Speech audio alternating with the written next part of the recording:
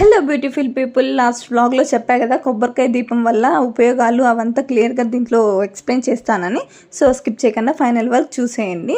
So అమ్మవారికి అయితే దండం పెట్టుకొని టెంకాయ అయితే నార్మల్గా కొట్టుకున్న తర్వాత అది మామూలుగా రెండులా చీలాలి. కొన్నిసార్లు కొబ్బరికాయ ఎలా అంటే అలా పగులుతుంది కదా, సో ఇక్కడ మంచిగా పగిలింది. సో నా ఫేస్లోనే ఆ హ్యాపీనెస్ మీకు అర్థమైంది అనుకుంటాను. సో ఇలా తీసుకున్న తర్వాత వెనక పక్కన్న పీచ్ అంతా తీసేసుకొని పక్కన పెట్టుకోండి. ఈ కొబ్బరి దీపానికి కావాల్సినవి బియ్యము, తమలపాకు, ఎర్రొత్తులు, అలాగే 2 కొబ్బరి చిప్పలు.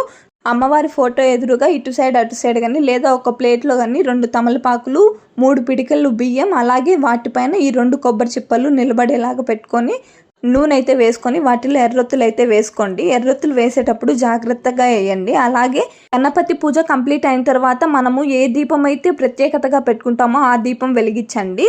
ఈ దీపం వల్ల లాభాలు వచ్చి మెయిన్ అప్పుల బాధ తీరి ఆర్థిక సమస్యలన్నీ తొలగి చాలా హ్యాపీగా ఉంటారని పెద్దవాళ్ళ నుంచి నమ్ముతున్నారు.